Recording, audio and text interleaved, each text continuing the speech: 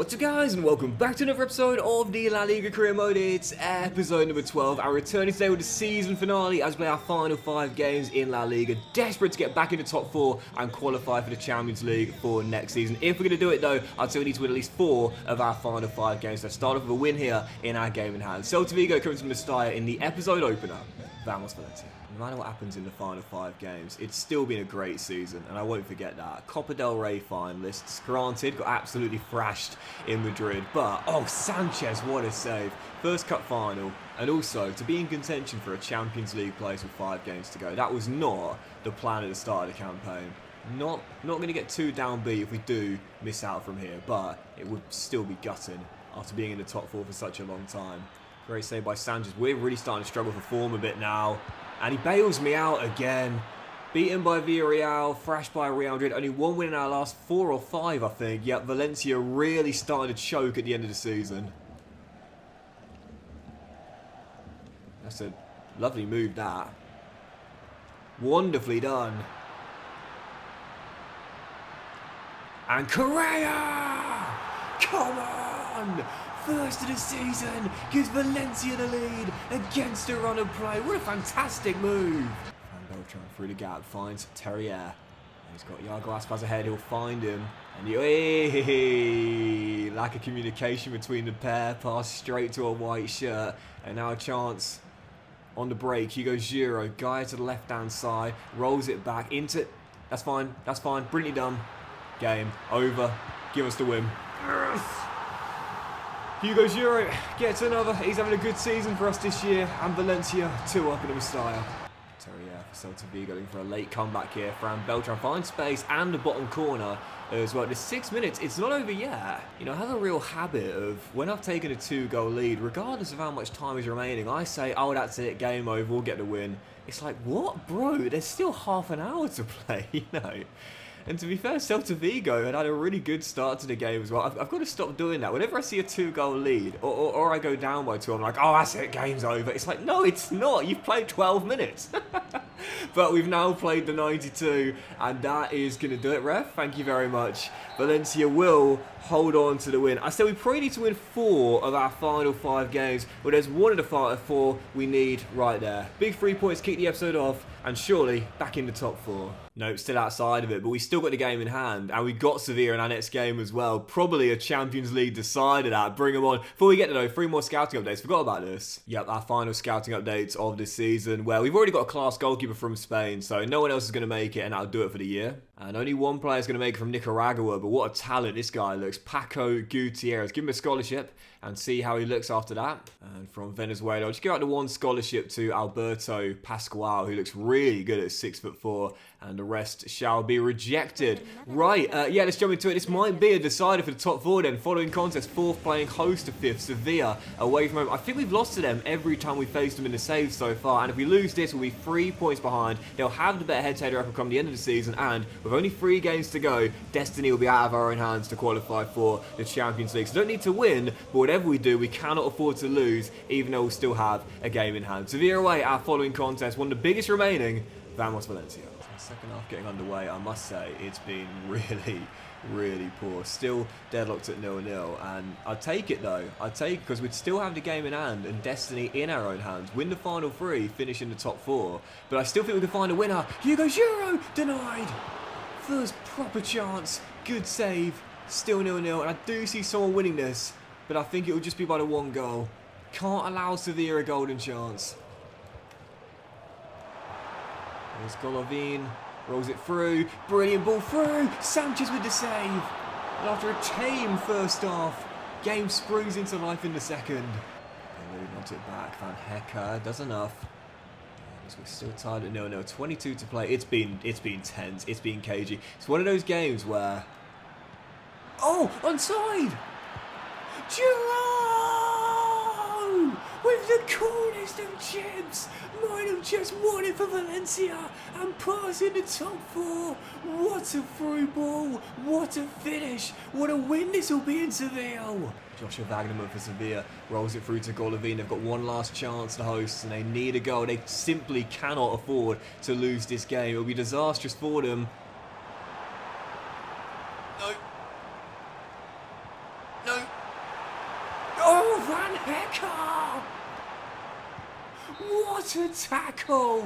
And you see the reaction, Van Hecker, that's why we signed him. There's nobody better, the best looking Dutchman I know. I love the chant and I love the man. He's just saved the point to the death, and Valencia are in the top 4. And in a season where we've beaten Atletico, Real and Barcelona, this is probably our biggest win of the campaign. Destiny in our own hands with free to play. Win them all, we qualify for the Champions League. Follow, follow, follow. He's better than Cannavaro. Jan-Paul Van Hecker, nobody better. The best looking Dutchman I know. Come on. Right, so it means we've got 3 games to go. We are in the top 4 by a point, and it means that with a game in hand on everyone, all we've got to do now is win. I think just 2 of the final 3, and that confirms it. So let's get one here in what should be a banker. Las Palmas coming to the Mestalla, and again, free to play. Well, I know for sure win all 3, and that definitely does guarantee a top 4 finish, but I think 2 is all we need now if my maths is right. So let's get 1 of the 2 here. Las Palmas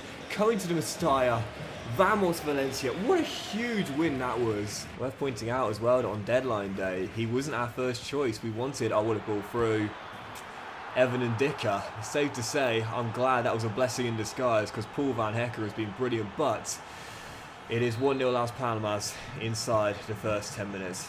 Just beat Sevilla away in a massive game, and now we're a goal down to Las Palmas at home. Come on. To be fair, we've got some tired legs out there. Fatigue issues with midweek games all the way through to the end of the season. I need 3 days rest between that win in Sevilla and this game here, and it could not have got off to a worse start. Half an hour in, Las Palmas have stunned the Mestalla silent. They're 2-0 up. I thought with the 2 teams coming to the Mestalla in our final 2 home games, Las Palmas and Real Oviedo should win them both reasonably comfortably. Oh dear. And I mean, on the final game away against Girona, top 4 is locked up. These lads from Gran Canaria had other ideas. We are 3-0 down, 40 minutes in. I'm going to empty the bench. We've got Real Oviedo on Wednesday night. I'm going to empty the bench. This game's done. If we can at least get 1 back. That's really well done now. And Diego Lopez off the bench does make it 3-1. Are we going to come back from this? No, I don't think so. Flash in the pan. 21 minutes to go. Still down by 2. And again, goal difference means nothing now. It's the tiebreaker after points is head-to-head. So doesn't really matter if we ship another 2 or 3 goals. But there's another one there. Las Palmas go 4-1 up, restore the 3-goal cushion. And defensively, what a great defensive effort in Seville. Tonight, we forgot to return home with our back 5, I think. We've been absolutely battered. Missed opportunity and then some, honestly. What a terrible loss. But lifeline, after Real Madrid beat Real Sociedad and Atletico Madrid beat Sevilla, it means that we still have the game in hand and are in the top 4 by a point. So win the penultimate game of the season, our game in hand on Wednesday night against Real Oviedo, and that'll do it. With a game to go, we will be a Champions League team. So lifeline given to us by the Madrid boys. Penultimate game of the season, final home game, Real Oviedo should be a banker, but that last Palmas game should have been a banker. Win this and we qualify for the Champions League. Vamos Valencia. Absolutely blew it against Las Palmas. We'd be there now if we would have won that game, but never mind. Never mind. Just got to put that to the back of your mind and move on to the next one. Oh my goodness, come on. But why are these games often just so hard to win, honestly? Go to Sevilla away and put out a brilliant rearguard 1-0 display. Ship 5 in 100 minutes against Las Palmas and Real Oviedo, both at home. Why are these games always so hard to win? There used to be this big debate in the FIFA/FC community about 3 things: handicap, scripting, and momentum. Were they in the game or not? As Van Hecker goes down and Oviedo play on. What a big save by Sanchez, keeping us still only down by 1. And I used to say, momentum's definitely in the game. I can feel it. We can all feel it. Momentum's in the game, and it should be. It's a real part of sport, both team and individual. Scripting, I don't think I'd ever believe it's in the game because of the fact it's now an esports game. I just think legally that's a minefield. I don't think the EA would allow scripting for that. But handicap, I never used to believe it until a couple of FCs ago. And now, as Bernabé hits the post retired angle, I'm starting to believe it's in the game. I really am. Careful. Van Hecker's still hobbling. He's definitely going to miss the final day, where we're going to go into it possibly needing to win away against Girona. I don't know what to say.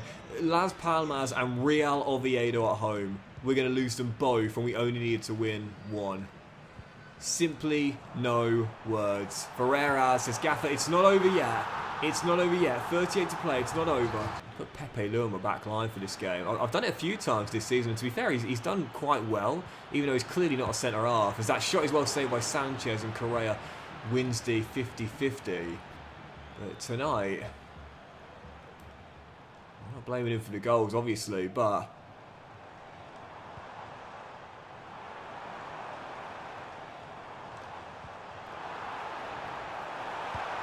Yes, come on! Ferreira's with a leveller, bags a brace, but pick the ball up. 20 minutes to go. If we win this, we're in the Champions League. Stick or twist now, isn't it? Because if we go for a winner, that does it. But if we get a point and we go 2 clear of Sociedad, and it means that they will have to win on the final day. A point won't be enough, even if we lose. So stick or twist, really. But you know, fortune favours the brave. Esquerra comes through. He's got Silva to the right. Ferreira to the left. He'll come to the latter. And then the former. And Fabio Silva is through! Valencia with the turnaround of the season have surely won it to qualify for the Champions League. Come on, don't drop the points now. 5 to play. All we've got to do is just grind this out now. Corner whipped in. Correa misses the ball. Why didn't he go to it? It's 3-3. I swear, sometimes, man, like, why does Correa run away from the ball? Why is he running away from the ball? Like, Ferreira's is not goal side. Just head it, mate. You're literally right there. Why would you run away?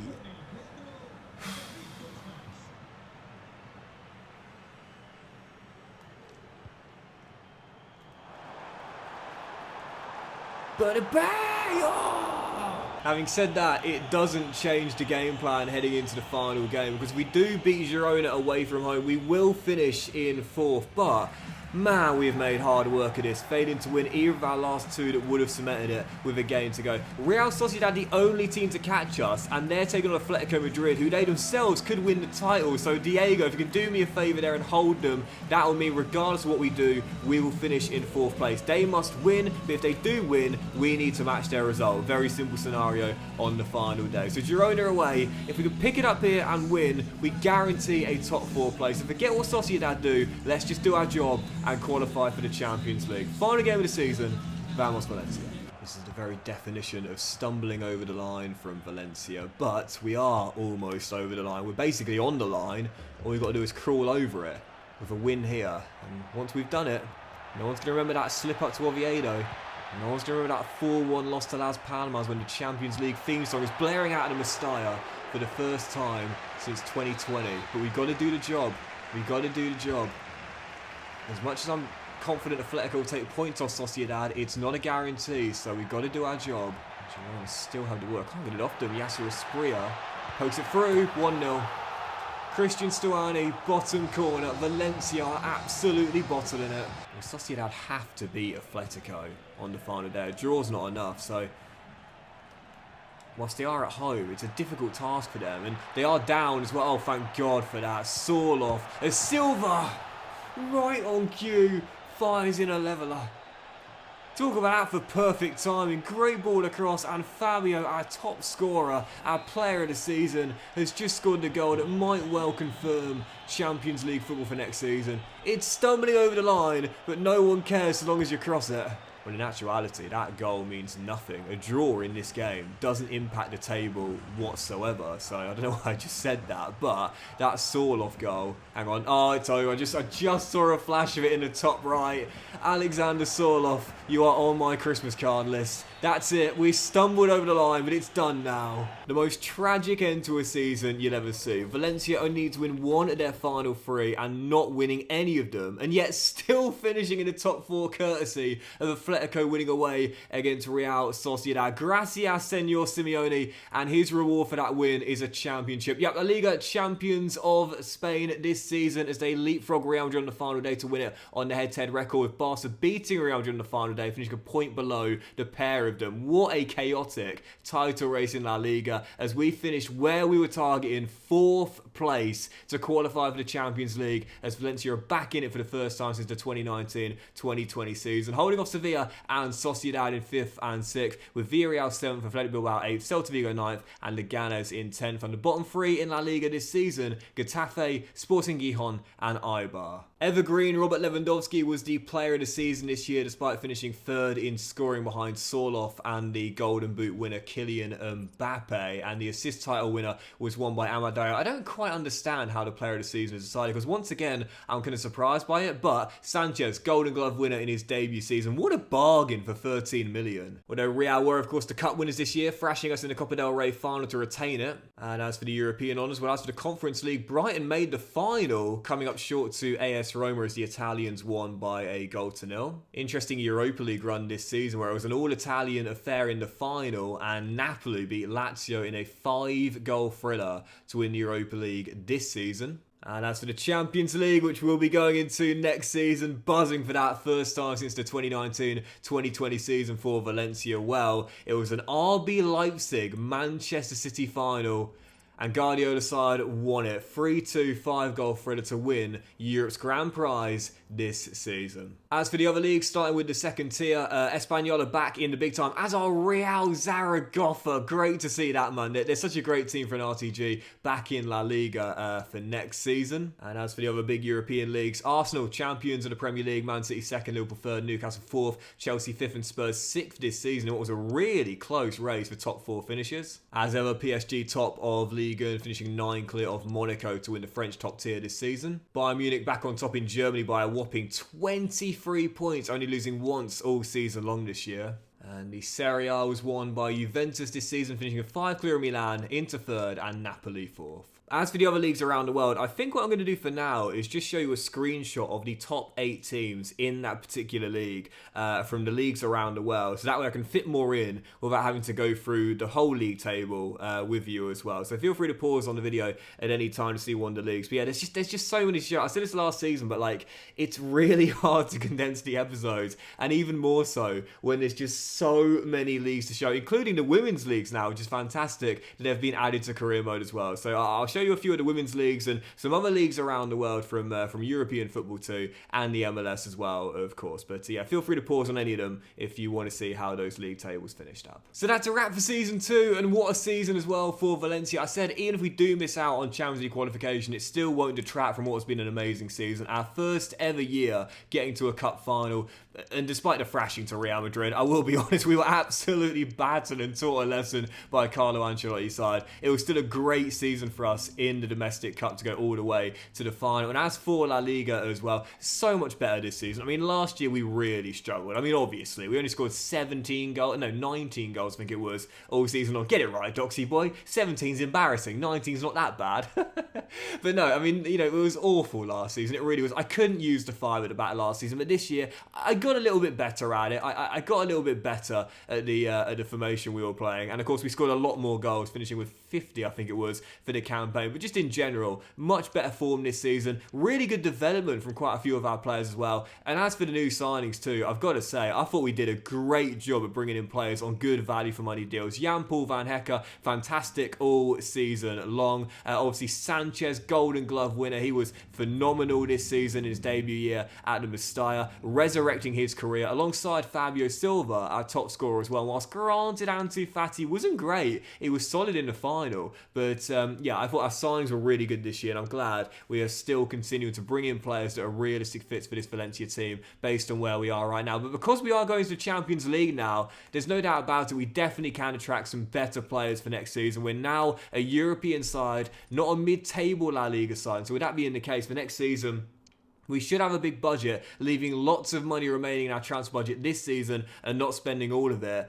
I definitely think for next year, maybe a new striker to partner Fabio Silva up top. We like the kid Ferreras, but he's not quite there yet, especially not for Champions League knives. And Hugo Giroud was good this year, but a little bit inconsistent, if you will. Possibly a new playmaker to replace Fati. Like I said, he wasn't terrible, but he wasn't exactly what I was hoping for either. 7 assists and 3 goals and 25 is not bad, but I guess I was hoping for a bit more. I think I'm still thinking of Fati as like the 17-year-old that burst on the scene at Barcelona. I've got to remember, he's not that Fati anymore. But yeah, I'm not sure. But I think a new offensive piece for next year, possibly a new CM, or maybe even a new world-class CB. To be honest, I'm not entirely sure. But for one thing's for sure, this guy will still be leading that line. What a season. 18 goals, but also 11 assists in 38 La Liga games and 2 goals and 3 assists in 4 cup games. To put it plainly, what a bargain he was, Fabio Silva, resurrecting that career. And like I said, I want to take a chance on those sort of players this season. It'll be kind of a cool narrative this year, taking chances on players